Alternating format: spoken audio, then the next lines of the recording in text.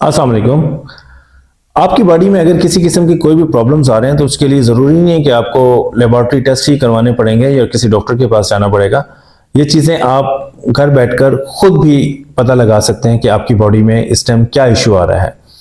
कुछ सिम्टम्स हमारी body show करती है जिसकी बेस पर हमें ये आइडिया हो जाता है कि हमारी बॉडी में क्या क्या इश्यूज चल रहे हैं। जैसे फॉर एग्जाम्पल, अगर आपके कानों में सीटियां बज रही हैं और आवाज़ें मुख्तलिफ किस्म की आ रही हैं, शाएं शाएं आपकी सीटियों की जैसी आवाज़ें आती हैं, तो आपको ब्लड प्रेशर का प्रॉब्लम हो सकता है। स्पेशली हाई ब्लड प्रेशर का आपको इशू हो सकता है अगर आपके कानों में सीटियां बज रही हैं।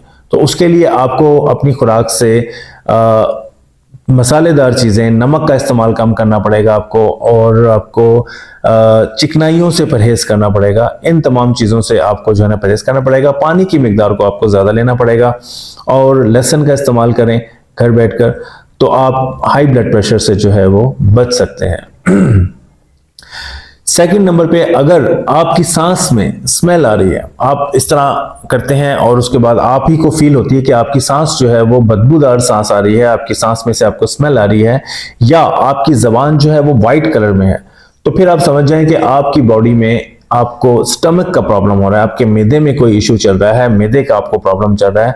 तो आप मैदे के हवाले से जो है वो डॉक्टर से कांटेक्ट कर सकते हैं और मैदे की मेडिसिन जो है वो आप यूज कर सकते हैं। मतलब आपको आइडिया हो जाएगा कि मेरे मैदे में प्रॉब्लम चल रही है।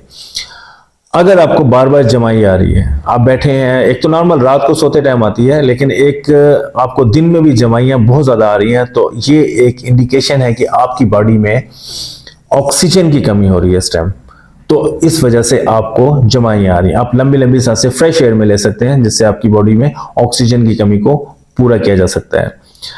उसके बाद अगर आपको रात के टाइम आपकी बॉडी में अकड़ाव या किसी किस्म का खिंचाव आपको फील होता है, तो इसका मतलब यह है कि आपको मैग्नीशियम की जरूरत है। आपकी बॉडी में मैग्नीशियम की कमी है, इस वजह से आपकी बॉडी रात को आपकी बॉडी में अकड़ाव और खिंचाव आपको होता है। तो आप मैग्नीशियम का इस्तेमाल करेंगे।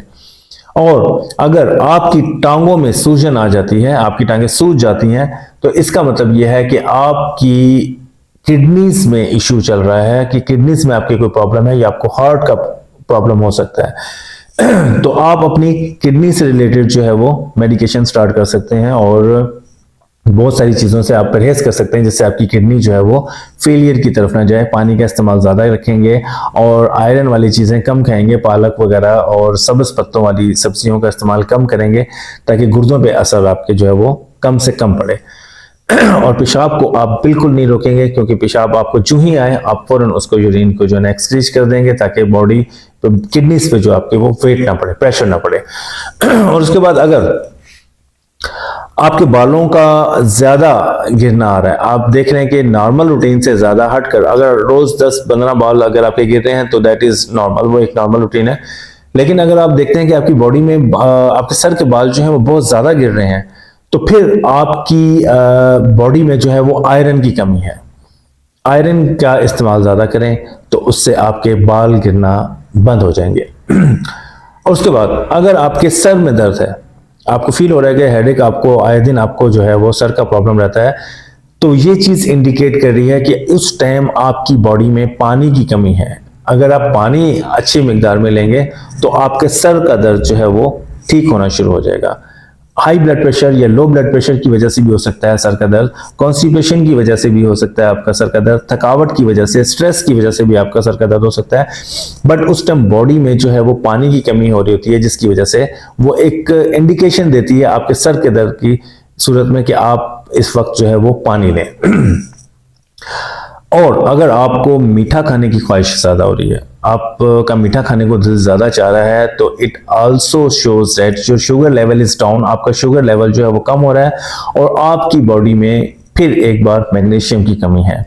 मैग्नीशियम की कमी की वजह से आपका दिल चाहता है बार बार कि आप जो है वो मीठा खाएं।